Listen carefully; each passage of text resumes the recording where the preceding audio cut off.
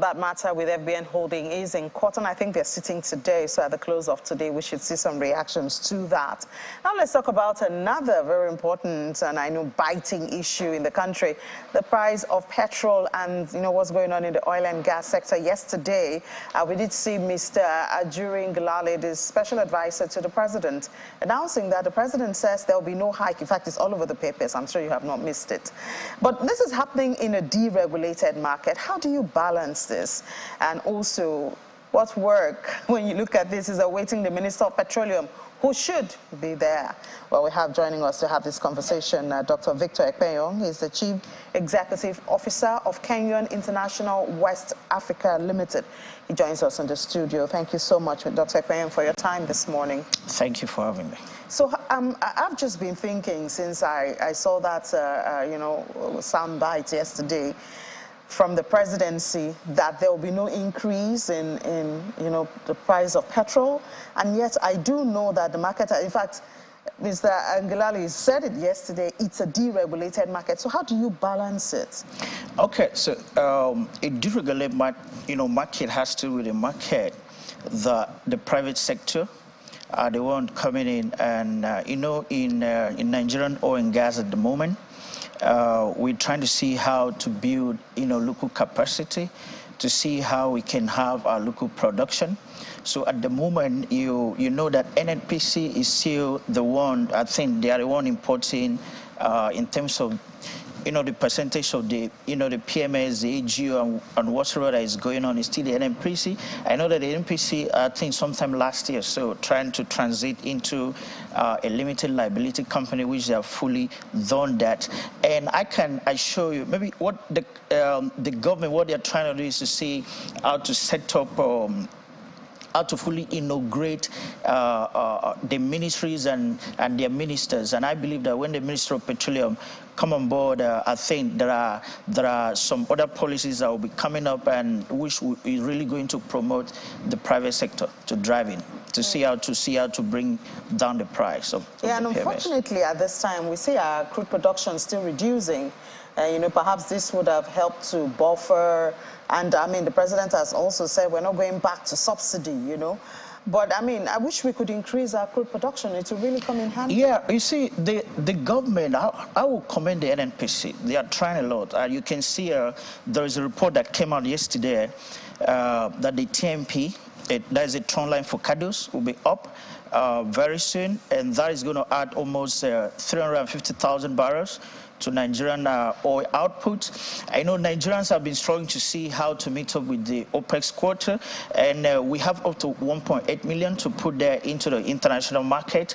And we have the TMP down, the Fugodos pipeline. I think they are trying to fix it in some places in the Eleto at Eleme, and which they want to Shell and NNPC are working on it. And I think, according to the report, is going to be up soon.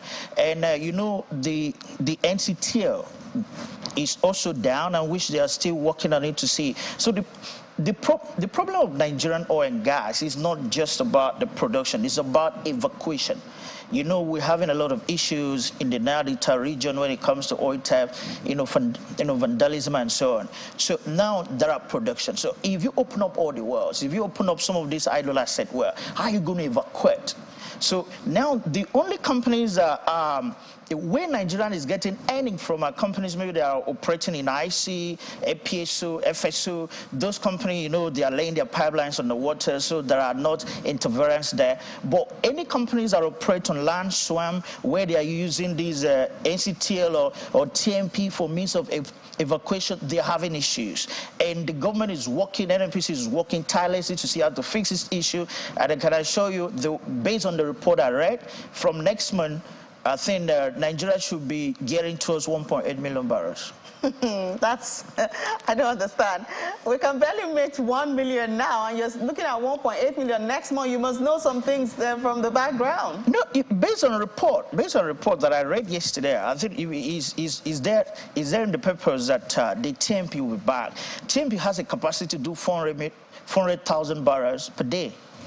That is Trans-Fucados pipeline. It has, okay, Trans-Niger-Fucados pipeline. It has the capacity for 400,000 barrels a day. And most of these, you know, we have a lot of idle assets that are not being in production because of these pipelines that are no means of evacuation. Some companies were even thinking about barging. Okay, how am I going to evacuate? I'm going to evacuate by bringing in barge. When I produce into a barge and transport into a motor vessels and so move. So these are what is, you know, hindering Nigerian oil production. And I am very, very confident that based on what I read yesterday, based on the work NNPC is doing, the you know, Nigerian production from next one is going to be very appreciated. I will call you, Dr. Ekpe. I will call you. It's not a problem. Next month. It's just about 2 or 3 weeks away. Okay. Okay. All right. And I don't know if you also saw that proposal, I think, from the presidency that it may sell its stake in NNPCL and some other firms. Do you think that will make a difference? Yeah. More private sector participation?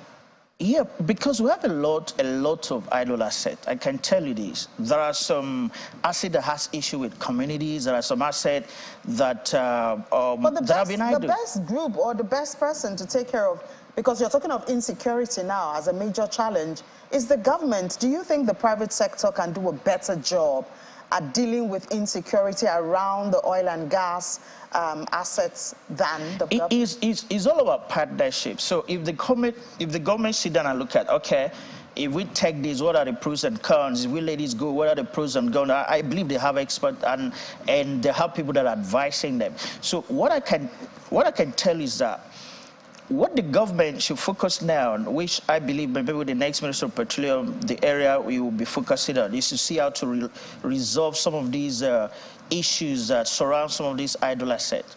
Because there's some assets like for 3, 4, 5 years are not been in production, and some of them has a high capacity and high, you know, potential to produce some 20, 30,000 barrels of oil per day.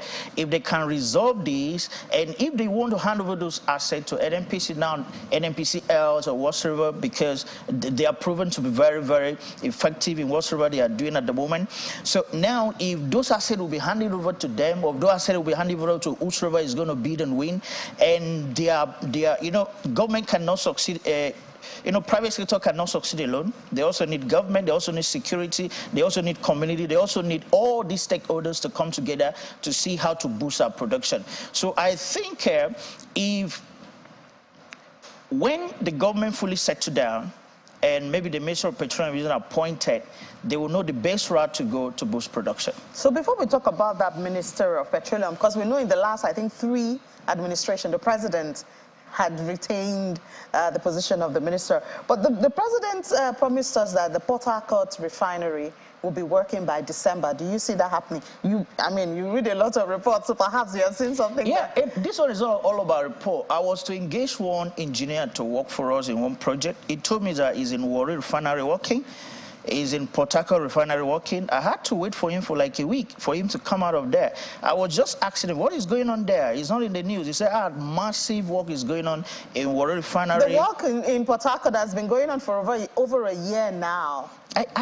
You know, now that the market is fully, you know, deregulated, I think maybe there is seriousness to see how to boost local production, because you can see what is going on all over the world. You can see the war in Russia, how it's affecting other economies. And I'm seeing an opportunity gap here in terms of Nigeria, because if Nigeria is able to meet their local, you know, consumption, and not just meeting their local consumption, you see the likes of all the West African countries, the likes of the East African countries, all these countries still import petroleum. So imagine when you have a capacity to produce, to satisfy your local, consumption and also export to all these countries, it's really going to boost the economy. So I think maybe they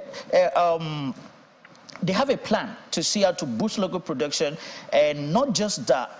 I'm hearing is what one of the engineers I wanted to hire told me. Is they're doing flange, facing and some of those stuff that is going on in the refinery. So you think it will start working by December? Based on what we're seeing and what we're hearing.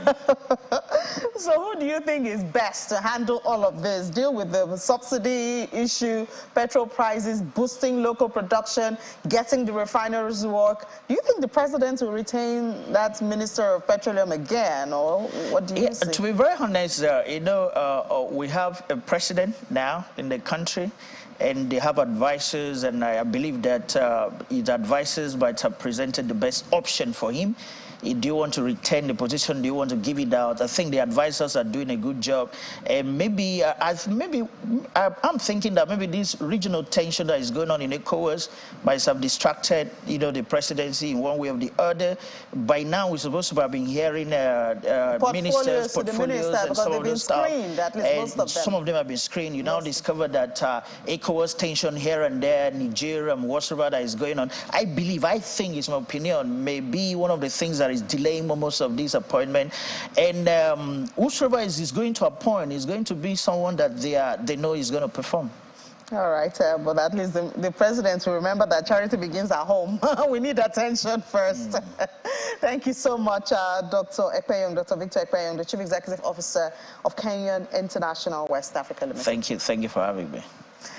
All right, it's going to be AFEX time after the break. But first, we'll tell you what MTN Foundation is doing in partnership with the Enterprise Development Center, and then we'll head to AFEX.